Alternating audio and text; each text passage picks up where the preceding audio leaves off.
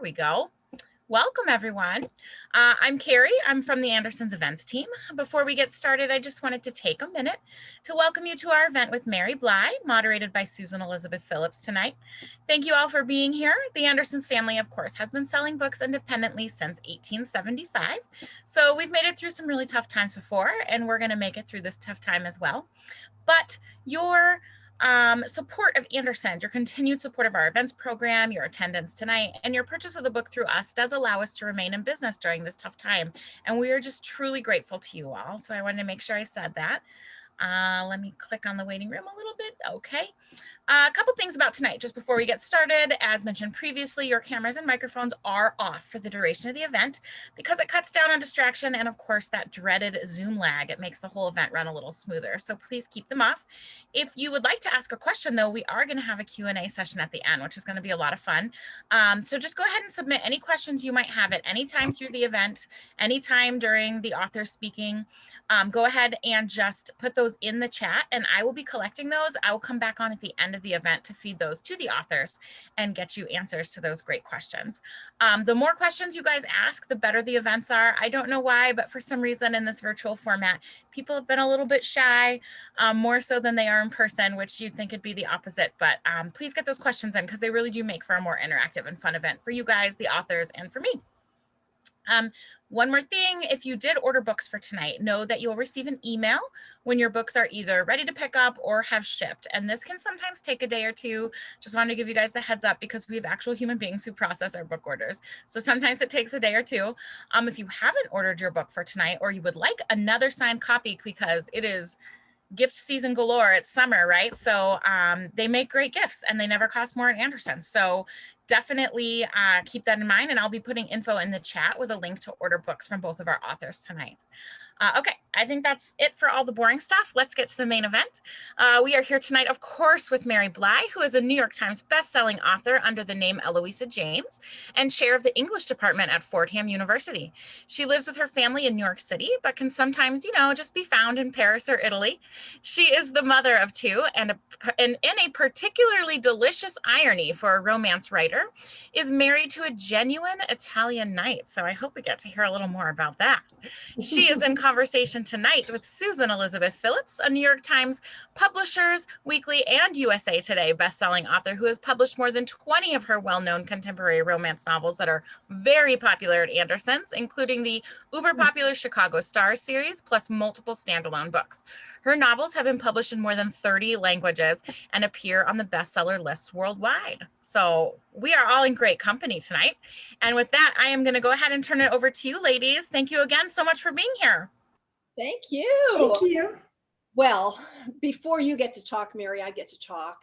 Right now, I'm located just about 3 miles from Andersons. It's my hometown bookstore and great bookstore. Everybody in the whole country knows Andersons, so I love doing events with them. Mary, on the other hand, is in Florence, Italy now. What time is it there, Mary?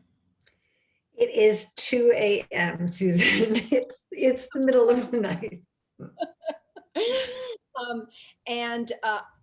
Okay, don't let Mary hear me say this, but she's doing this from her bedroom and her husband is asleep across the room, but don't tell her I told you that.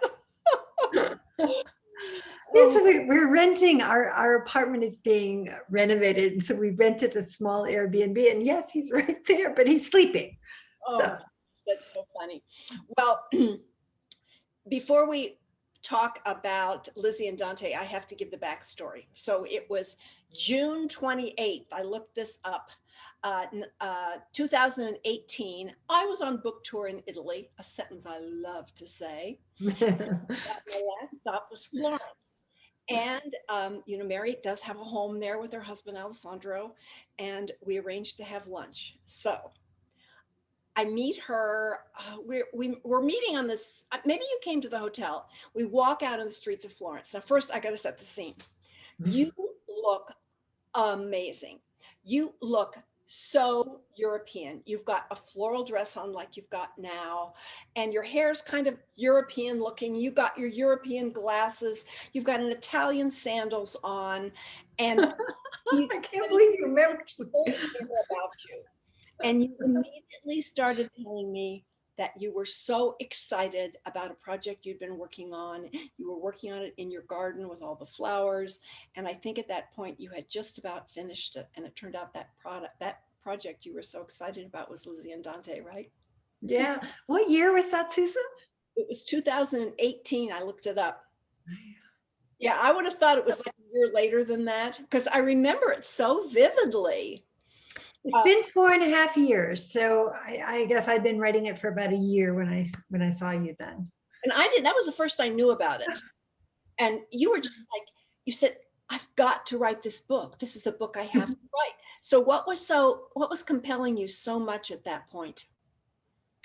This book is, I mean, I love writing my romances, right? I do. But, I grew up on a farm in Minnesota, like literally on a farm in Minnesota. So they are huge escapism. And, they are dukes and ballrooms, and everybody has lots of money, and everybody has lots of help, and everyone has perfect teeth. And there's not very much of sort of where I came from, or in a sense, myself is there, but for me, they're just this delicious escape. I love to write them. I love reading them.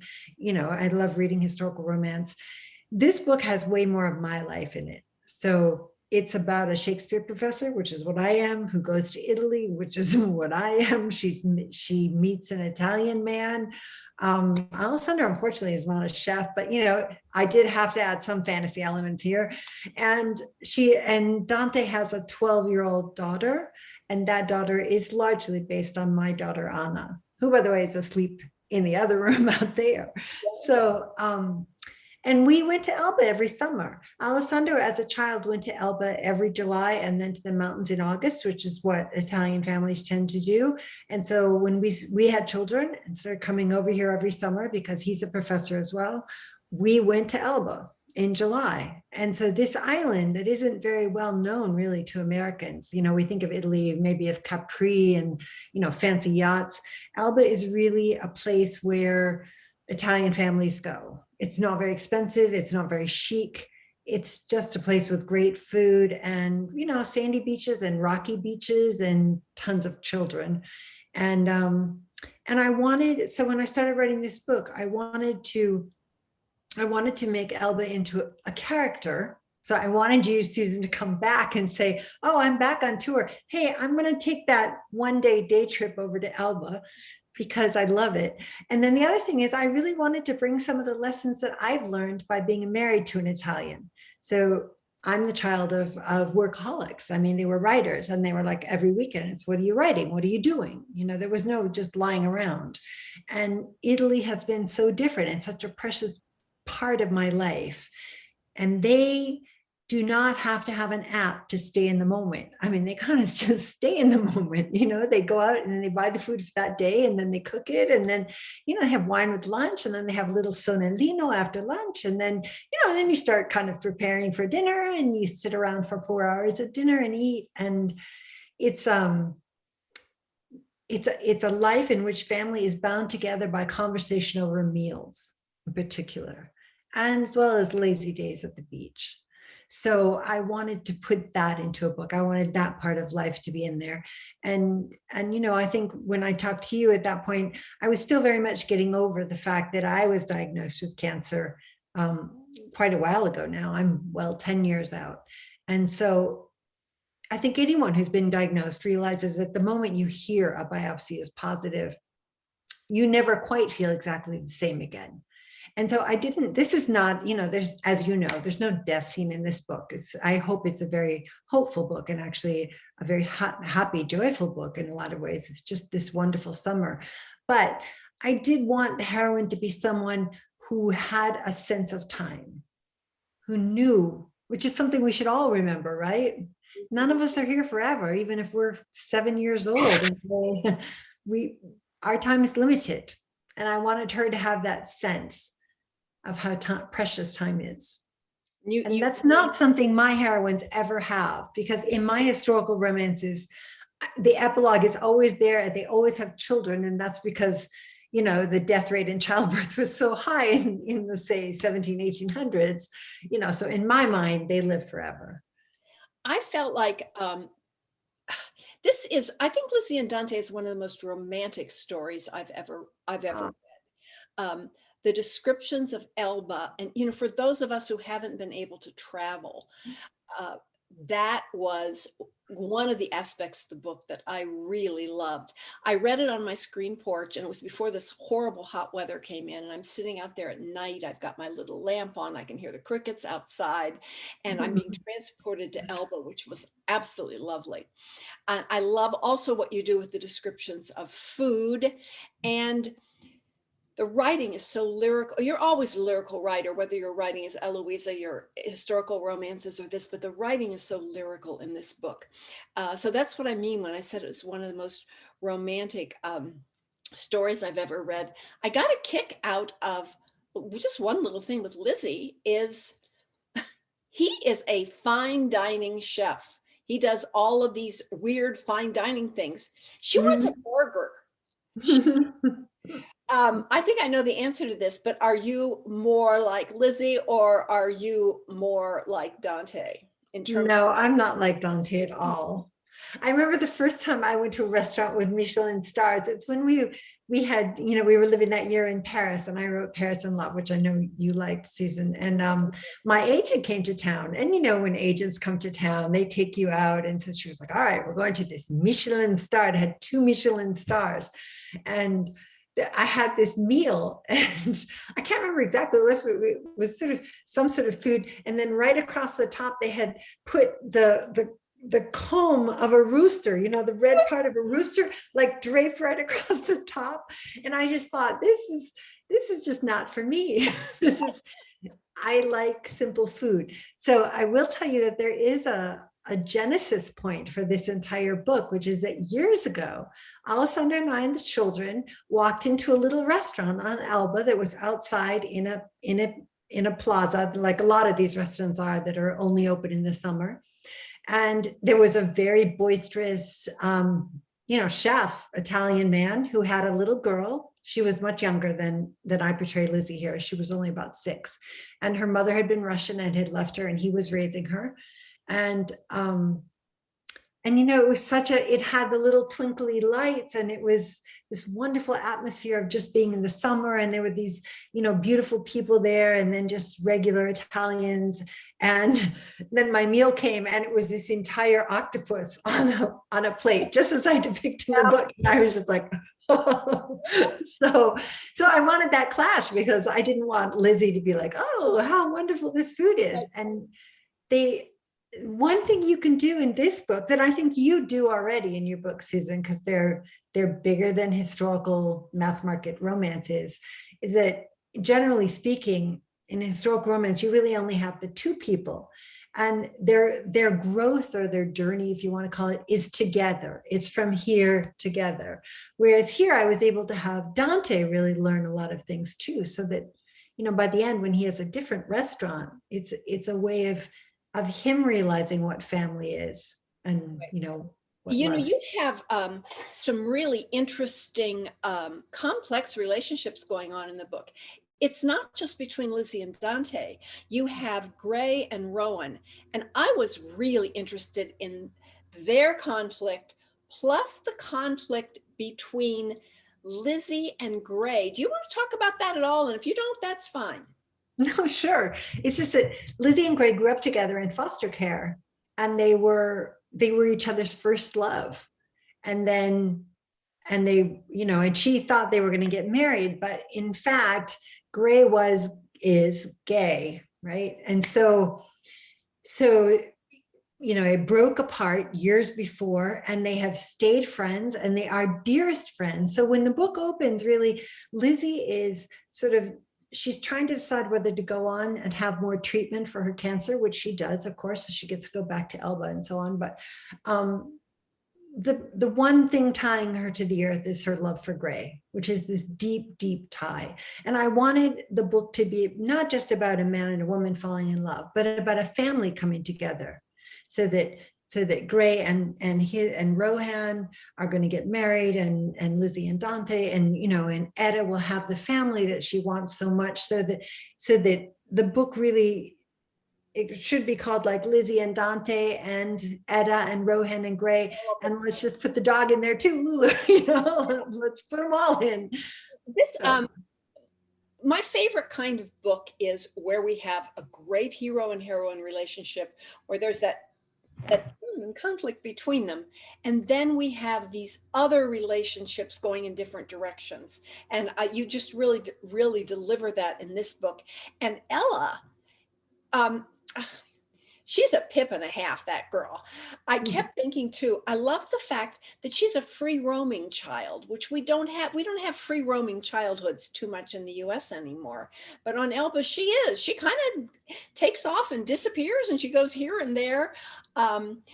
And that was a character that I really enjoyed her. What parts of your daughter are in her, do you think? Well, if you look at Etta has her own chapters, which was really fun for me to be writing from a 12-year-old's point of view. I love doing that.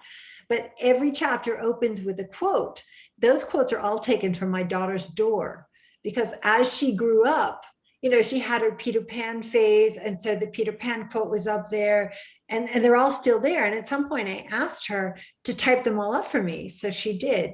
So a lot of the things that Etta talks about, like, for example, Flowers from the Attic, that was a book that my daughter was obsessed with. And I was kind of horrified. I never read this book. It sounded disgusting. And she was completely obsessed by it. And Call Me by Your Name, she was completely obsessed by it. So I borrowed a lot of Anna and gave her to Etta. And so in a way, this book is a labor of love in the way that Paris in Love was, which was my memoir, which was really about Anna and Luca and, my family in Paris. But here too, I tried to capture Anna on the page in a very different circumstance. She doesn't want a mother, she's got me, but parts of older, her. Anna's much older now. What did she think about Etta? Did she have any opinion about her? Oh, Anna loves being a book. She was like, this is great. It was a little dismal because, my Italian, like, I can talk endlessly in Italian, but I'm not all that great at my grammar. And she picked up and she was like, Mom, did you get anyone to check this grammar? And I had got things wrong. She's very fluent, and she actually has a boyfriend who lives in Rome, and, she's great at the language.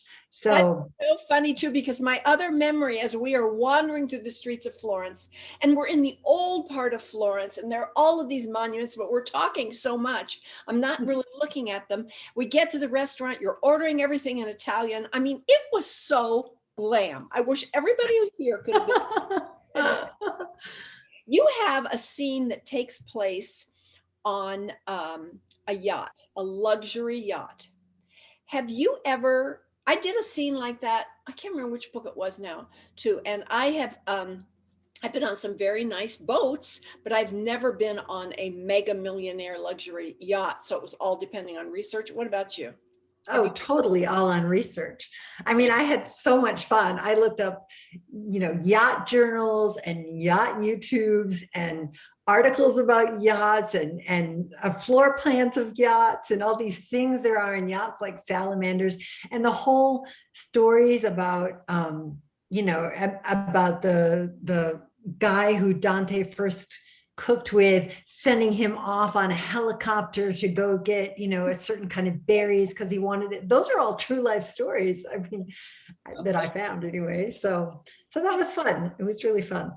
I would think, I could be wrong, that this book didn't involve a ton of research for you, maybe as much as historicals do, or would I be wrong about that? No, there wasn't hardly any. I looked up yachts, right? Yeah. And I looked. You know Elba, food. Yeah, I know Elba, I know food. So I looked up some things about Elba, like Napoleon, for example, but it's really a book that's just about people whom I created.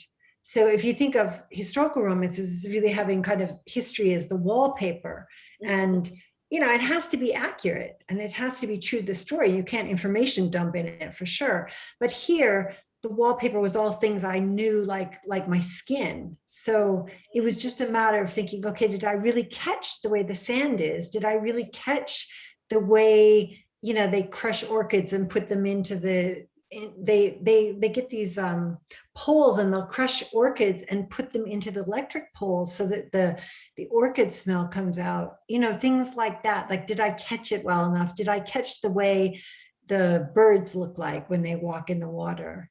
Because it gave me more scope to try to get something that I really knew. I don't know what it's like to be in a Regency ballroom, and I never will, so.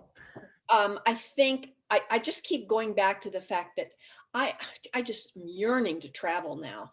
And Yeah. with so many people feeling that way, I can't recommend the book highly enough, just even for that one aspect of having this fabulous vacation on Elba. Thank you. I like that a lot. In the your author's notes on this book, you talk about getting input on this book and feedback from a number of different people. That usually for an author means lots of revision. Was that something that happened with this book? How did you feel about that? How did that whole process work? Well, it took me 4.5 years, and partly it was because of that. I mean, it was a huge learning process for me.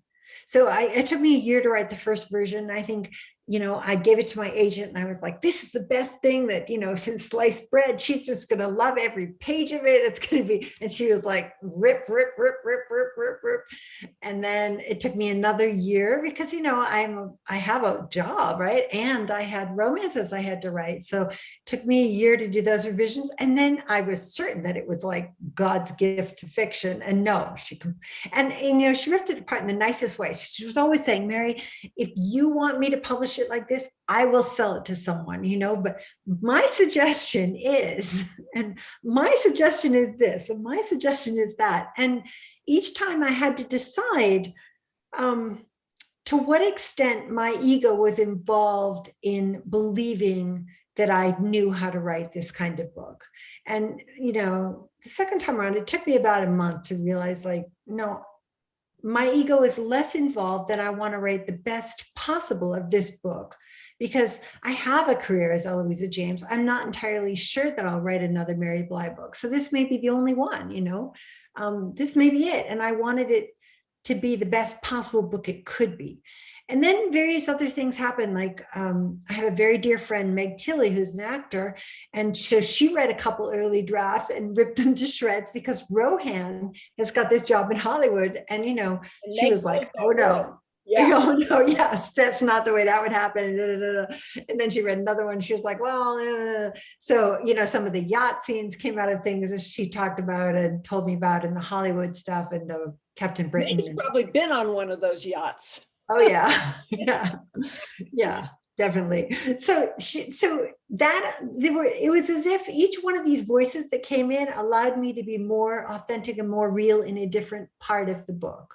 So for example, one of the things I say in the end there is that Susan Campbell was the editor who bought this book, and she was publisher of Random House, and she was my editor for Paris in Love. And she encouraged me over and over again since Paris in Love to write a book, a novel, a contemporary novel. And so I wrote it, and she bought it right away. It never went up for auction, and she bought it, and she edited. She gave me the first round of edits. And then she gave me the next round of edits, and then she was diagnosed with cancer and died 3 weeks later.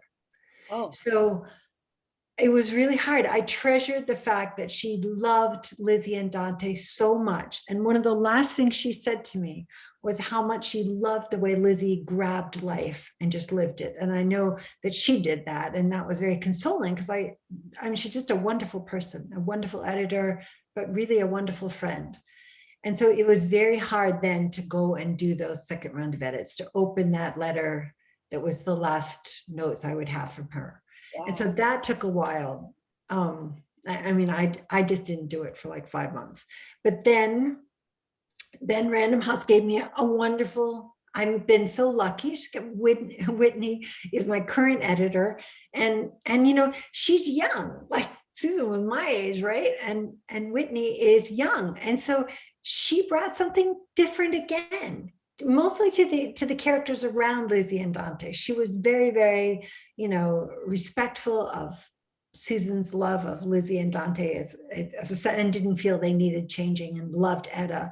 But she had really strong and wonderful ideas about Ruby and about Rohan and Gray's relationship. Oh, Ruby's a great character. Yeah, Ruby was really fun. And a lot of the editing of Ruby came in under Whitney. So I just feel like maybe this isn't true of people who've written more books the way you have, but for me, it took a village to get this book into print. And I think it needs to be acknowledged. I think one thing that would interest readers is when you get, I think I would have gone crazy having to go through that many revisions with that much feedback. Usually I'm only getting feedback from a couple of people, which is about all I can process, because every time a writer gets feedback, it's exactly what you said. You have to separate out, you have to set your ego aside and say, are they right? Is this in the spirit of the book? Is this going to make the book better? Right. And every revision, you go through that, little things and big things. So that was, I think when you think back on this after you have a little distance, you're going to really feel very good about yourself. I mean, you're really going to give yourself a pat on the back that you survived all that, because that is a real test of grit. It is. But you have to remember that also, I mean, I know the boundaries of historical romance, right? I came to the genre loving it. I studied it. I knew it. I know it in my bones. Like, you can put me anywhere and I will be able to shape. But this genre, I mean, I don't even know if it really is a genre, right? It's like, is it a genre? I mean, it's sort of it's women's fiction, you know. Women's fiction, but I don't know that. I don't have it in my bones, and I don't know this book. So I had to constantly remind myself of what I didn't know. I never took creative writing classes. Did you ever take any? No. Oh my gosh, it would have killed me. Yeah, because I'm a rule follower, and if I'd taken creative writing classes, I would have thought I had to follow all those rules, and that would have been really tough for me. But I think the other thing that's interesting is being a Shakespearean professor. Those of you who've already read Lizzie and Dante know that Romeo and Juliet is woven throughout the story. But I love the way you handle this. There's nothing heavy-handed about it. It's just thoughtful and interesting. And you're like, this is why I love having somebody who's actually a Shakespearean professor do this. You're like, oh my gosh, I never thought of it that way. You bring all kinds of, shine all kinds of light on that I wouldn't have known about. I really like that. Did you have any thoughts about, did you know from the beginning that she was a Shakespearean professor? Yeah. Yeah, because from the beginning, I was like, okay, if I'm going to try to do something contemporary, it has to be something I know. So it has to be, a Shakespeare professor who goes to Elba, because that's what I know, right? Yeah. And I went out with someone for 10 years, my first serious boyfriend, and he is my children's godfather. And I know what it is to love someone who you don't end up marrying, but you still love, even though you don't love them the same way you love your husband. It's, I think there's a lot of different bonds in life. And so I tried to stay with what I knew, because I knew I was going into something new. Yeah. This new genre, as it were. That was just really, really fascinating. And why did you focus, I kind of know the answer to this, but why did you focus on Romeo and Juliet instead of Hamlet or Macbeth or Midsummer Night's Dream?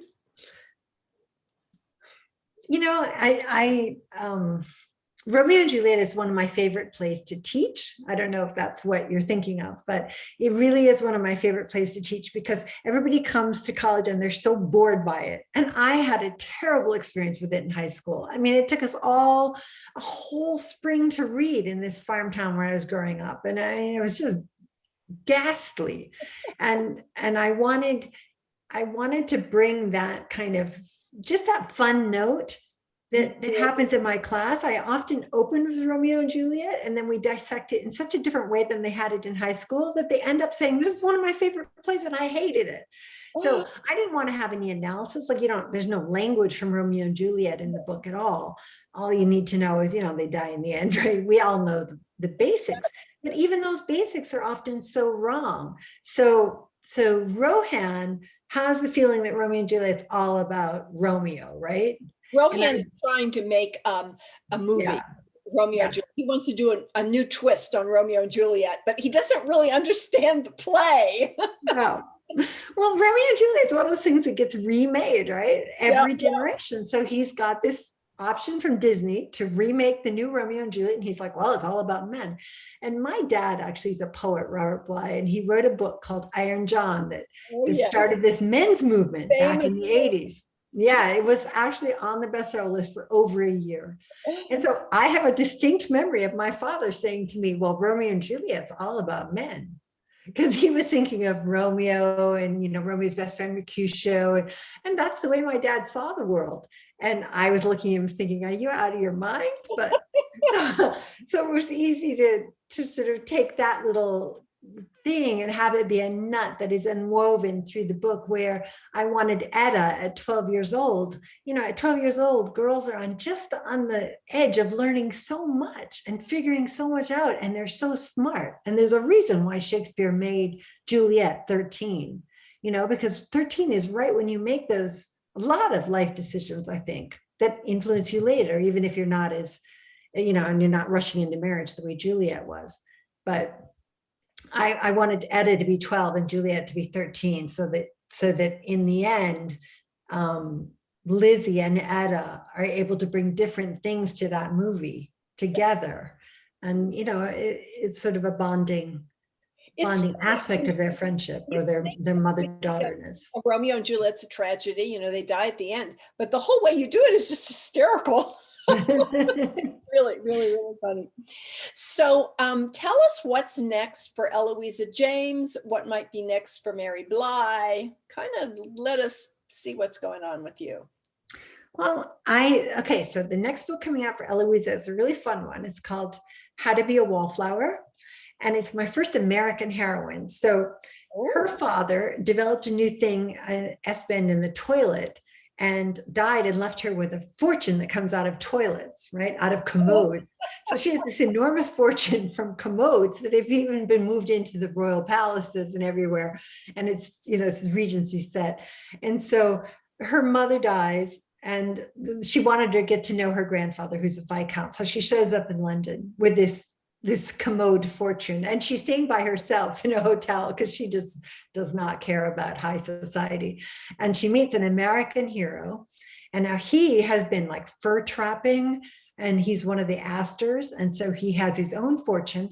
And he realizes at this point the theaters were spreading in America. They were like in Philadelphia and New York and Boston. Everyone was going to see plays all the time. All of a sudden there was more money, and so he's come over to England basically to be a robber baron. He's going to buy these costume shops, and he's going to buy, Shakespeare quartos, and he's buying whole theater companies, like all the actors, and bringing them back over to New York and just sticking them there. So he's figured out this costume shop he wants to buy, and he shows up to sign the papers.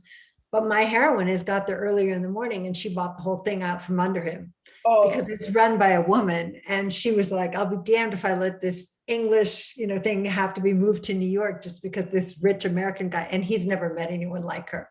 So it's just really fun. I feel like we need fun books right now. And I do want to say that When Stars Collide is one of the funniest books I've read in a long time. And I think that your instincts and mine were together on that. Right now, we need fun. We need a clash that isn't bitter, right? So your hero and heroine are never, that kind of, I've done it in the past. Like I've had near-death scenes. I love a good near-death scene, or just real problems. I didn't do that. And I think that was the right instinct. These two are just a ruckus in When Stars Collide.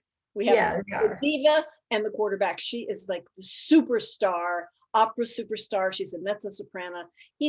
And she's number one. He's the backup quarterback for the Chicago Stars. And there's a lot of trash talk in this book, a lot of trash talk and a few other things. Well, there is, but I mean, so I just want to, I'm not going to blow anything for anybody, because you guys, I hope you've all pre-ordered When Stars Collide, because I'm just going to put it out there. This is Susan Elizabeth Phillips at her absolute best, in the absolute, I mean, you just aced this one. You aced it, Susan. It's fabulous. I didn't let myself read it fast. I kept it really slow. It was like, you only get a chapter and a chapter and a chapter. So, but here's my question. I was thinking about it a lot, about quarterbacks, about football players. Because I mean, I know your fans are going to be so happy to see the Chicago Stars. And frankly, I adore them. These are my comfort reads. I go back and I read them all, and the thing about quarterbacks that really came out of this book, but also, and I'm no good at titles, but also in the one where the heroine is in the old people's home, and he, there's been, yes, Heaven, Texas. So there's been a bunch of them where the thing about football players is that they are these ultimate all alpha males, but they face this incredibly short career, right? You do that so well. Like my alpha guys, they're going to be alpha until they're 95, and then they just fall off a cliff and die on their horse. But these guys have much more complicated relationship to their own physical health.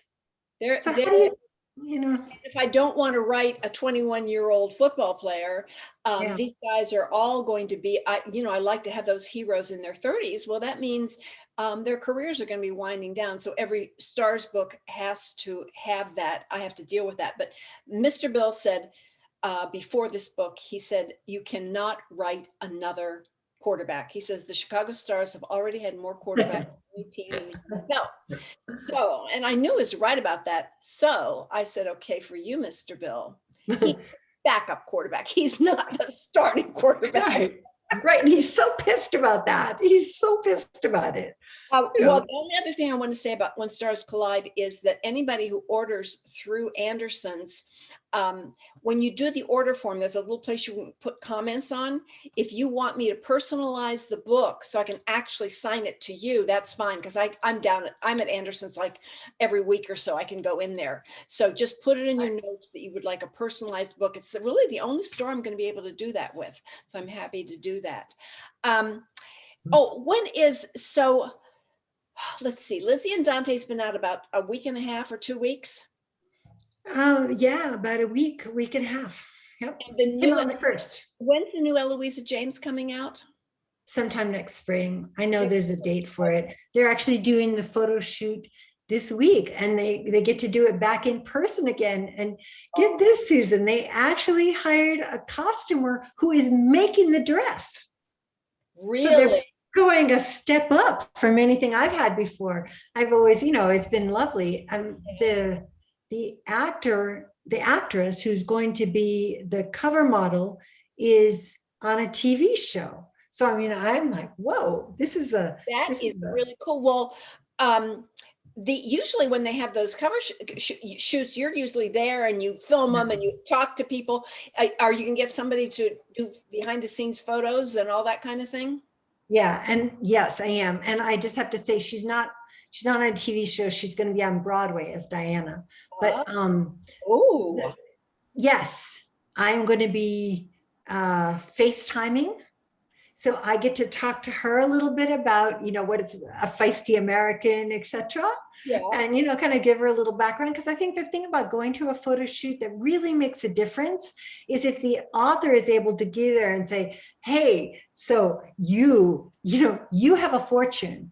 And that guy over there who's playing the guy, like it's just a comedy, Susan. Like I'll just tell you one really fun scene that's my favorite scene in the book. Okay. And that is when she is certain she's about to be given a ring. And she knows it because her maid and his valet and everybody knows there's a ring, and he's got this ring, and it's and it's in his pocket and it's in his bed. He actually bought it for another woman, but he brings her this box and she's like, okay, here's my ring, right? But what he's done is he took the bare tooth that had been embedded in his hip, and he has it inset it with wire and emerald and made it into a pendant. And she's like, Oh, so I loved it. It's just this great That's funny. clash. It's a What is clash. the book again? When How to Be a Wallflower. How to Be a Wolf. Well, before we turn it over to Carrie, if you all want to escape to Elba with some really wonderful characters, there's not a villain in it. These are people who are just struggling with real life stuff. You're going to fall in love with the characters. And I think I'm just telling you, this will not be the last Mary Bly. You may think it is, but I don't think it is. Well, I'll tell you, I have an idea and but I need a break. So you laughed at me when I said I was taking the summer off, but I am taking the summer off season. Yeah, so yeah, yes, we are. I'll give her 2 weeks, maybe 3. She'll be right back. We have rented a house on Elba and it is on a rock. There's a 12-minute walk to it and it has no cell phone coverage. How do you like that? That's getting serious. Nothing, no email, nothing. You still Be serious about it. That's so funny. Are we getting questions, Carrie? Oh yeah, we have quite a few. First of all, I want to say thank you, ladies. That was fascinating, that conversation. It's always so great to get to watch two just completely amazing authors get to talk like that. It was so great for both of us, or for all of us. And then I just want to let you know that our booksellers, of course, as booksellers, one of the biggest perks is always getting to read books a little bit before they come out. And both of these books have been big hits among our employees. So Lizzie and Dante and When Stars Collide. So we're excited for both of you and both of these books. So thank you for being here and for talking about them. Before I start the questions, I wanted to share a comment from Deborah Walsh in regards to Mary, what you were saying about, what genre is this book? Like what genre does this fit in? We're seeing that a lot more in the bookstore, especially with contemporary romances. And I love what she had to say about it. She said, I would argue that it's more than women's fiction. I would describe this to my students as literary fiction. It deals with the human condition in a profound way. And I don't mean more as if women's fiction is not enough. I just mean it goes so much further than that. And I loved that comment. Thank you. It's spot on. I know. And we're seeing so much of it right now. So much great, I love it. All right. So let's get into some questions. I've got a few for Mary and one for both of you as well. Let's start. Both Brandy and Karen wanted to know, you told the story about the chef that inspired one of your stories. And they wanted to know, did you ever tell the chef that you wrote a story inspired by him? Did you ever see him again or let him know that he inspired Dante? No, and it was years and years ago. So it's just one of those things that happens to writers where, you walk into a restaurant and then you sort of think, I remember thinking, this would be a great romance. Too bad he would be a great hero. Too bad I don't write contemporary romance. But then, over the next decade, it kind of changed and percolated. I'm sure if I actually saw him, it'd be very disappointing, or it just wouldn't be like Dante. But little things happen, and it's like sand getting into an oyster. 10 years later, you got a pearl, but it doesn't really have too much to do with the original grain of sand, I think. And then Brandy wants to know, this is a great question, is there any chance of a book for Etta later? A lot of people have been writing me and asking me that, but think about it, guys. Etta is 12 years old in 2019. I mean, maybe I could write it in a decade from now, or, but I am not a YA person. So I don't write young adult. Wait a minute. I don't want Etta in high school. It'd be a nightmare. She's 17 at the end of that book, Mary. She's 17. That's true. That's true. But, it begins in 2019. So she would be, 22 in 2022. I have to intercede here. When I write the Stars book, I just completely ignore chronology. And do you? It's just like, I can't make the chronology work. So I just pretend it doesn't exist. How's that for lazy writing? Otherwise, I couldn't keep writing the books. So I just think it's true. I did kind of wonder when I was reading When Stars Collide and reading about, because there's some characters from the Stars who I really love who weren't the main heroes even, the side characters. So in the Stars Collide, everything kind of works, but there are a few other books where it really, if you think about it, it doesn't. I don't care. So it goes. It's working, so who cares, right? It really works, Susan. All right, this is a great question from Deborah. She says, this appeared to me to be a book of your heart. Are there others? What else do you want to write other than historical romance? Well, I mean, I Paris in Love was a memoir, right? And I wrote it to capture a year we spent in Paris. So I think that counts as a book of my heart. I would argue that all my historical romances are really books of my heart because I love these characters when I'm writing. I love to escape into romance. It's one of my favorite things in the world. So, but as far as things that come out of my own life, it would be Paris in Love and then Lizzie and Dante. And I might write another one someday. Well, I love Paris in Love, and this is another fabulous, fabulous book for people who want to do some armchair traveling. I mean, I plowed through that thing. Are you ever going to do Italy in Love? See, maybe, right? Maybe. I mean, I've got to a point now where it would be fun, for example, to kind of try to capture my kids now. Like we just had dinner, and Luca is here with his significant other, Sophia. She's about to join the State Department, and he's going with her. And Anna is here with her significant other, Lorenzo, who lives in Rome. And I was sitting at the table and thinking, oh, I'm at such an interesting point in my life. These children have turned out to be so interesting, and they have found wonderful people. And yeah, I might want to capture that. So it's all about when you decide, okay, this is a moment I want to capture. I also would like readers to have the experience I had of just trailing through the streets of Florence with you, pointing out this or this. That was a great experience. So anyway, we'll just put it in the hamper. I'll put it in the hopper. Mm-hmm. This is from Patricia. She says, with writing so many stories that are set in Regency England, was it difficult to use contemporary dialogue for Lizzie and Dante? It's a great question. Yeah, it's a great question. I think that the difficulty for me was, I've written in Georgian and Regency England, but basically they all talk the way I do, right? There's a lot of Shakespeare quoting going on and so on. But with Lizzie and Dante, one of the challenges for me, for example, is that Ruby is a Black woman and that Rohan and Gray are, identified gay males. And, my dukes are kind of like, they're not like me with tights and a penis, but I mean, they're highly educated. We're all kind of the same world, as it were. And this was a lot more challenging. And I had to be both careful. I had to have numerous what are called sensitivity reads of those characters to make sure that I was, that I was respectfully creating characters with their own stories for which I don't have, and I can't identify myself that same story. So that was a real challenge. And I would say that the dialogue then, when we had people, really a lot of the editing came out of that. I would write a scene between Ruby and Etta and then rethink it and delete it. And, so there was a lot of work that went into it. That's fantastic. And I can tell you, I love to hear that you had sensitivity readings and that you were so dedicated to making that authentic, because the reader can always tell. And obviously this book is going to be a huge hit. And I think that's part of that authenticity that's so relatable. But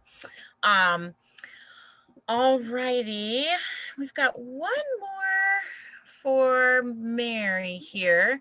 And this is from Rebecca. She just sent it in. She said, I'd be interested, as part of your Italy memoir, no pressure here, to hear how you meshed a background growing up in rural Wisconsin with your Italian Knights and his family. How have the two cultures combined in your family? How hard was it to understand his culture? Well, I grew up in rural Minnesota, so a big difference. So because it was so interesting. Sophia, who's my son Luca's, just gorgeous, brilliant, soon to be in the State Department, partner. I just took her over to meet Nona for the first time. And I had this clear memory of the first time when I went to meet Alessandro's mother, his family. And I sat there at the table and I had no understanding of Italian. And I was, I was wearing a green dress and I looked I really tried to look as pretty and as nice and as like innocuous as I could. I had no idea what was going on. I thought everyone was angry. They were all waving their hands around. And I looked over at Sophia, and Sophia speaks Arabic and French, but she doesn't speak Italian. And she's so gorgeous. And she was wearing this beautiful dress, and she looked like, what is going on? So I don't think that, I think it was more, I don't know that being in the Midwest was such a difference as being an American household to an Italian household. I remember saying to Alessandro, I think they all need anger management. And he was like, they weren't angry. What are you talking about? I just didn't, this didn't happen in my household. Okay, this is a great question for you too. This is from Charlene, and she says, I know Mary and Susan both write for HarperCollins. Is that how you two met? How did you guys meet? I can tell you exactly how we met. I don't remember. So, no, Susan, you don't even know this. So, I mean, I think I told you once, but what happened was I found a book of Susan's, and I know which one it was. It was Nobody's Baby But Mine. And I was over here in Italy, and I bought it. And we were staying at my sister-in-law's apartment, and it was the afternoon, and I made myself a gin and tonic, and I was having so much fun reading this book, and I was lying on the couch laughing, and then I made myself another gin and tonic, and then I laughed so hard that I actually fell off the couch. And Alessandro, who doesn't drink hard liquor, was like, I think you've had enough to drink. And I was like, you don't understand. Like, you just be quiet. And I just went back to reading it. So I read these books over and over, and then I got to go to a romance conference, and there she was, right? She's my hero. There she is. And she's standing right in front of a fountain, one of those big Hyatt fountains. And I just have an absolute out of body fangirl moment. I go over and I realize I'm like, whoa, and she's backing away from me into the fountain to get away. But I was like, oh my God, I'm terrified her.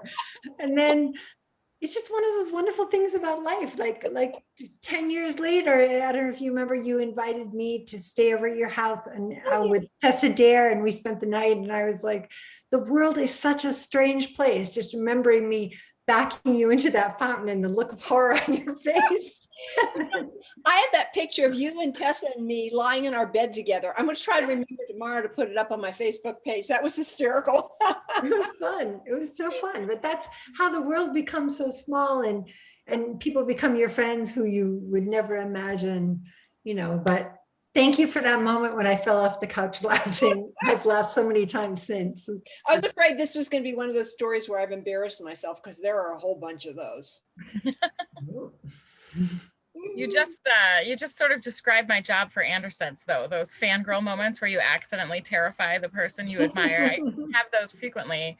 I guess that's been the one good thing about the Zoom events, is that I'm not terrifying celebrities and my favorite authors on a regular basis. But okay, this is for both of you, actually, from Brandy. And you kind of touched on this when you guys were talking, but what is the hardest part of editing for both of you?